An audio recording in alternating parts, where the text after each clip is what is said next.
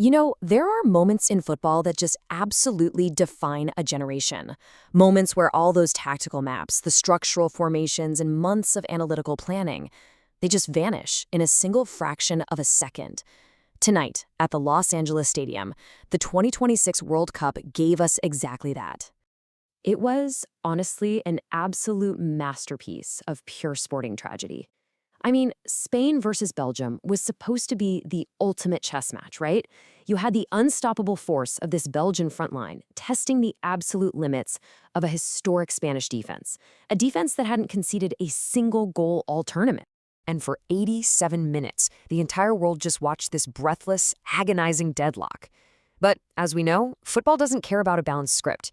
In the 88th minute, substitute Mikel Merino stepped up, altered the course of sports history, and sent a devastating dagger right into the heart of Belgium's golden generation. This wasn't just a quarterfinal victory, it was a cold-blooded statement to the rest of the planet. Spain is marching into the semifinals, and the footballing world will literally never be the same. So let's look at the first half tactical matrix and this incredible clash of styles. To really understand how this war unfolded, we have to look at Luis de la Fuente. Right from the opening whistle, he deployed this hyper-fluid attacking matrix, utilizing Lamine Yamal and Dani Olmo to really test the discipline of Belgium's back four. And the initial breakthrough? It arrived in the 30th minute. Midfield maestro Fabian Ruiz finds this tiny pocket of space just outside the penalty box and unleashes a spectacular strike past Thibaut Courtois to make it 1-0. For a second, it felt like business as usual for La Raja, right? But Belgium absolutely refused to go quietly into the California night. Flash forward to the 41st minute, and Charles de Ketelaere does what no other player in 2026 could pull off. He punctures the Spanish wall with a clinical header off a Timothy Castaña cross, tying the game at 1-1. Now, I want you to look at this staggering number, 649. That is exactly how many minutes Spain had gone without conceding a single goal in this World Cup.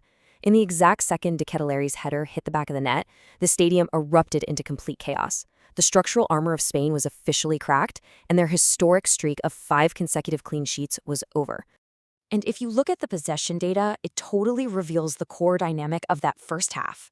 Spain completely dominated the ball. We're talking 68% possession. They were executing their aggressive, relentless possession matrix flawlessly. But Belgium?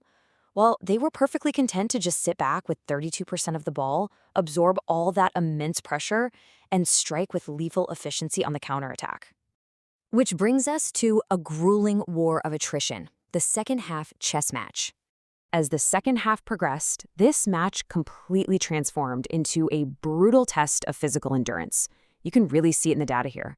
Belgium just dropped into this incredibly dense, unbreakable low block. They racked up an insane 33 total clearances and won 12 of their 19 aerial duels. I mean, it was an absolute clinic in penalty box defending. They repeatedly frustrated Spain's central buildups and forced them out wide. Knowing his midfield was starting to tire under Spain's relentless tiki-taka, Belgium's manager Rudi Garcia made a really bold double substitution in the 59th minute. He brings on veteran defensive anchor Axel Witsel and the sheer physical gravity of Romelu Lukaku. And honestly, the adjustment worked beautifully at first. On the flip side, De La Fuente countered by injecting some fresh, creative energy into his squad, subbing on Pedri and Ferran Torres. The game just became an absolute war of attrition. Passing lanes vanished. Clear-cut chances became basically non-existent. The tension inside the arena was absolutely reaching a boiling point as the clock ticked steadily down toward 30 minutes of grueling extra time.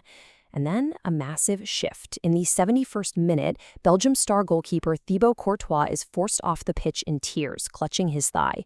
He gets replaced by substitute keeper Sen Lamens, and man, the stakes just kept getting higher and higher. And that sets the stage for the 88th minute dagger, breaking the wall. This leads us to a moment that will undoubtedly be replayed in sports documentaries for the next 50 years. The huge question here is, how do you break an unbreakable wall? When an opponent has won almost every single aerial duel and cleared the ball 33 times, how on earth do you force a breakthrough in the dying minutes of a World Cup quarterfinal? Well, Spain launched one final desperate wave of pressure, recycling the ball through those wide channels. First, defender Pau Cubarsí takes aim and unleashes this low, powerful strike from outside the box. Second, the newly introduced substitute keeper, Sen Lamens, fails to hold on to it. He spills the ball into the penalty area. And third, Out of nowhere, Mikel Merino cuts through the defensive line, connecting with a flawless bullet strike on the rebound that sends the ball flying into the back of the net. 2-1. The Belgian bench stood frozen in sheer horror. Courtois could only watch from the sidelines as his World Cup dreams basically vanished into thin air. But here is a number that makes the goal all the more spectacular. 2. Mikel Merino had been on the pitch for a mere 2 minutes. And that massive, match-winning strike? That was literally his second touch of the entire football match. Talk about a display of ultimate clutch execution.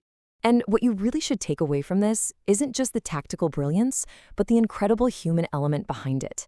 After scoring the biggest goal of his life, Merino immediately sprints to the corner flag and starts running circles around it, pumping his fist. He was replicating the exact iconic celebration his father performed in that very same stadium 3 decades earlier in 1991. It was this beautiful homage that, let's be honest, essentially rubbed salt in the wound of a completely stunned Belgian squad. Moving on to marching into the semifinals, the super sub motif. This victory highlights something so incredibly profound about modern international football.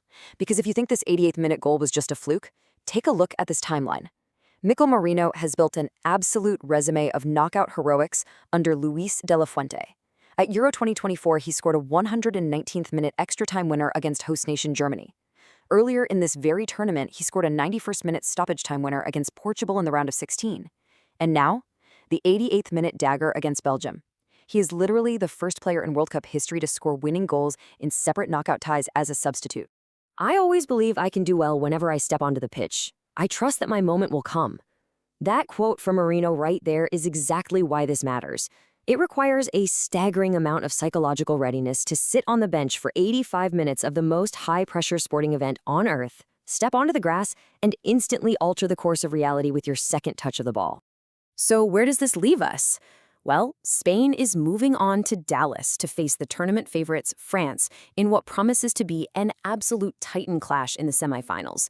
And they march into that fixture carrying the momentum of an unbelievable 37-match unbeaten run across all competitions. With the final whistle confirming this dramatic 2-1 victory, it proves that while stars certainly get the headlines, it is often the depth of a bench that actually secures international trophies. Which leaves me with one final question for you to ponder before we wrap up this explainer. Is tournament glory ultimately decided by the superstars in the starting 11, or the psychological readiness and depth of the bench? Let me know your thoughts in the comments down below. Don't forget to hit that subscribe button for more deep dives, and I will see you in the next explainer.